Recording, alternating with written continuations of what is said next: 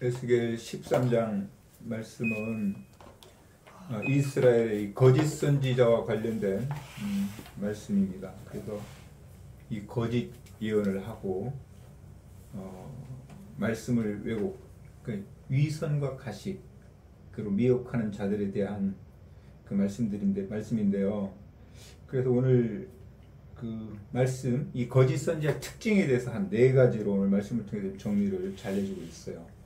첫 번째 특징은 그 2절에 보게 되면 자기 마음대로 예언하는 선지자들이다 이렇게 말씀을 하고, 3절에 보게 되면 본 것이 없이 자기 심령을 따라서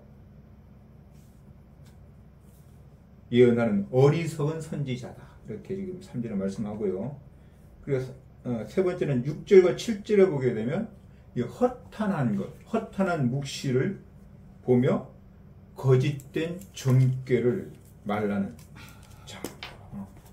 라고 말을 하고, 그 다음 네 번째는 그 10절과 6절에 나타나는데 이 평강이 없으나 평강이 있다고 말하는 회칠한 자. 당시에 어때요? 하나님의 진노와 하나님의 심판이 임했잖아요. 그래서 그 4절을 보게 되면 이스라엘아 너희 선지자들은 황무지에 있는 여호 같다. 황무지에 있는 여호와 같다. 지금 이 거짓 선지자들에 대해서 이렇게 말씀을 하고, 그리고 이들의 그 종말에 대해서도 말씀을 합니다. 결국이 어떤가? 8절에 보게 되면 하나님께서 내가 너희를 치리라 주 여호와의 말씀이니라. 하나님께서 손보시겠다 이렇게 말씀을 하고, 또 9절에 보게 되면 백성의 공회에 들어가지를 못한다. 그리고 호적에도 기록되지 못하고 이스라엘 땅에도 들어가지 못한다. 하나님께서 제하여 버리겠다는 거예요.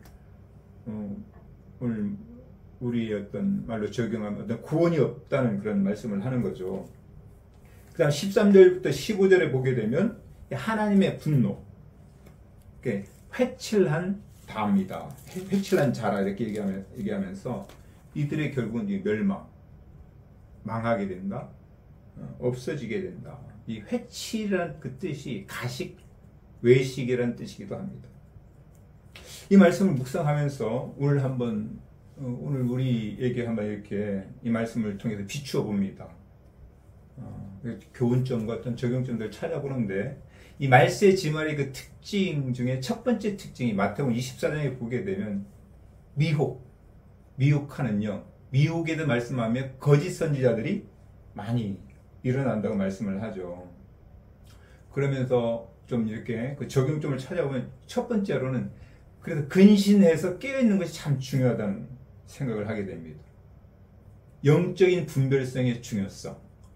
깨어있으면서 거짓 선지자를 분별을 하는 거죠. 근데 이런 분별에 할 수 있는 근거는 결국 하나님 말씀이에요.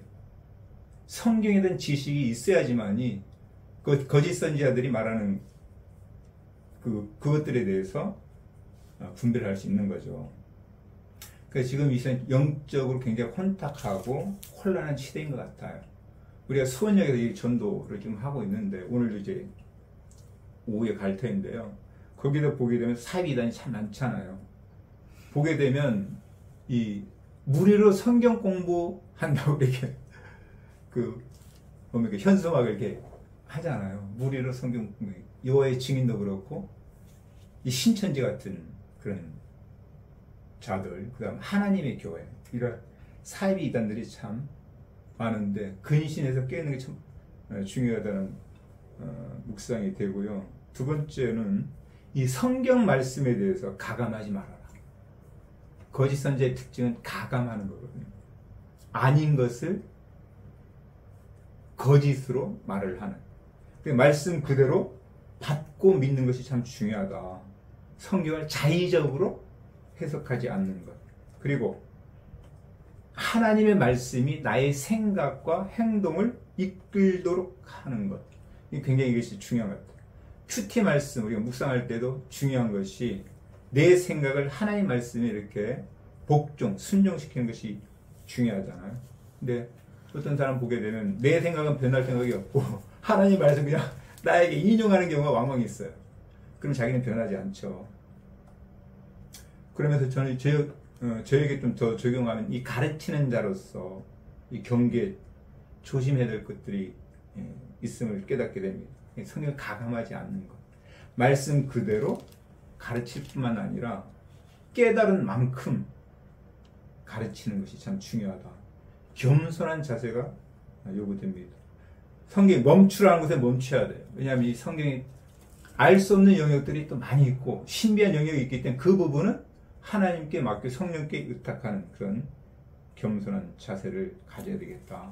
내 자신은 그래서 이 어떤 진실하고 참된 어떤 말씀의 사역자가 되기를 소망하고요.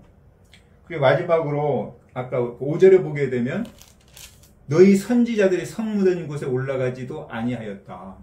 이 성 무너진 곳에 올라가는 게 참 중요하다.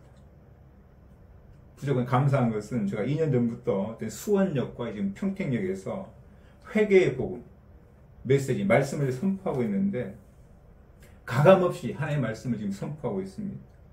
소원하는 것은 감사하죠.